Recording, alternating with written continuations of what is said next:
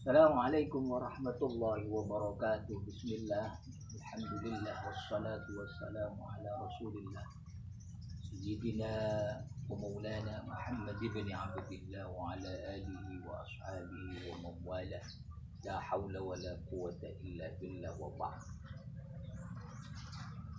Pemirsa yang dimuliakan Allah Subhanahu wa taala, para anggota KPK yang dimuliakan oleh Allah Subhanahu wa taala, muslimin muslimat yang dimuliakan oleh Allah Subhanahu wa taala, syukur alhamdulillah kita masih diberikan kesempatan oleh Allah Subhanahu wa taala untuk menjumpai salah satu bulan yang paling dimuliakan oleh Allah Subhanahu wa taala. Bulan di mana Allah banyak menurunkan maghfirah, bulan di mana Allah banyak menurunkan rahmatnya, bulan di mana kesempatan terbaik bagi kita untuk menjauhi nerakanya Allah Subhanahu wa taala. Sekali lagi marhaban, marhaban biqudumi syahri Ramadan. Marhaban, ya marhaban bi syahri Ramadan. Bulan Ramadan salah satu bulan yang diistimewakan oleh Allah Subhanahu wa taala. Bulan yang dirindukan oleh Sayyidina Muhammad sallallahu alaihi wasallam. Bulan yang selalu diinginkan oleh orang-orang yang beriman kepada Allah Subhanahu wa taala. Bulan yang selalu dinanti oleh orang-orang yang bertakwa kepada Allah Subhanahu wa taala. Tapi sebaliknya, bulan Ramadan, bulan yang tidak diinginkan kedatangannya oleh sebagian orang-orang yang tidak beriman kepada Allah, orang-orang yang kafir terhadap Allah Subhanahu wa taala. Nabi Yuna Muhammad sallallahu alaihi wasallam dalam hadisnya, walau kana dhaif, walaupun hadis ini dhaif, beliau bersabda, man fariha bi qudumi Ramadan haramallahu jasadahu 'ala an-nar. Man fariha, siapa yang gembira, siapapun yang senang bidukhuli Ramadan, biqudumi Ramadan, kedatangan bulan Ramadan, dengan datangnya bulan Ramadan, haramallahu jasadahu 'alan nar, jasadnya diharamkan untuk tersentuh api neraka Allah Subhanahu wa taala. Hadis ini dhaif, tapi bisa kita jadikan sebagai satu motivasi bahwa orang yang gembira dengan datangnya bulan Ramadan akan mendapatkan rahmat, akan mendapatkan keistimewaan dari Allah Subhanahu wa taala. Hadis ini tidak bisa kita jadikan hujjah sendirian bahwa orang yang hanya gembira dengan datangnya bulan Ramadan dia pasti masuk nerakanya Allah Subhanahu wa taala. Bukan itu hadis ini. Hadis ini sekali lagi adalah satu motivasi bagaimana sikap kita sebagai seorang muslim, sebagai seorang mukmin dengan datangnya bulan Ramadan. Harus kita syukur, kita harus gembira dengan datangnya bulan Ramadan. Yang kedua, bulan Ramadan, syahrul tarbiyah, syahrul imtihan, bulan di mana itulah jati diri manusia. Jati diri manusia kita tampak di bulan Ramadan.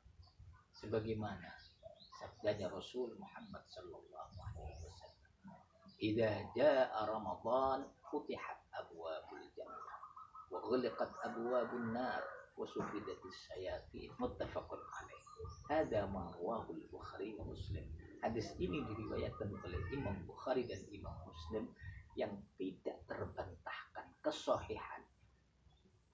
Idza jaa Ramadan, ketika bulan Ramadan, futihat abwabul jannah, pintu surga dibuka selebar-lebarnya oleh Allah Subhanahu wa taala. Artinya apa?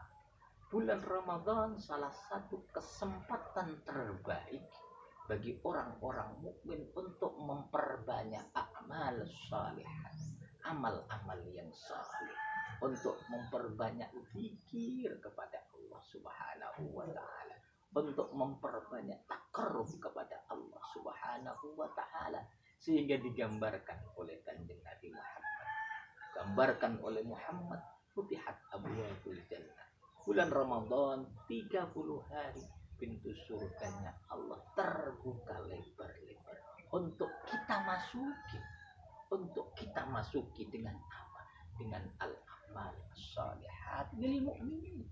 Bagaimana orang mukmin harus memanfaatkan kesempatan ini semaksimal mungkin, sekali semaksimal mungkin. Untuk apa? Untuk taat dan menjalankan perintahnya Allah Subhanahu wa taala. Kenapa? Dari ini, bulan ini, pintu surganya Allah dibuka. Yang kedua, di dalam hadis itu Rasulullah Shallallahu Alaihi Wasallam mengatakan wa khaliqat abwab, pintu neraka ditutup rapat-rapat oleh Allah selama 30 hari. Pintu neraka ditutup oleh Allah Subhanahu wa taala. Artinya apa? Ini kesempatan bagi orang mukmin untuk apa? Qillatul ma'asi lil mu'minin, untuk meminimalisir berbuat maksiat kepada orang-orang mukmin. Bulan Ramadan adalah kesempatan kita untuk meminimalisir maksiat kita kepada Allah, baik maksiat secara badaniyah, jasmaniyah, hissiyah maupun qalbiyah kita kepada Allah Subhanahu wa taala. Yang ketiga, dalam hadis itu Rasulullah Shallallahu Alaihi Wasallam memberikan satu pepeling bahasa kita, wasufidatis saya.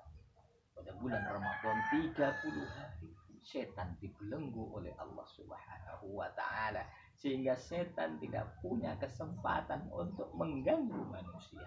Setan tidak punya kesempatan untuk mengikuti kemanapun manusia berada. Sehingga apa?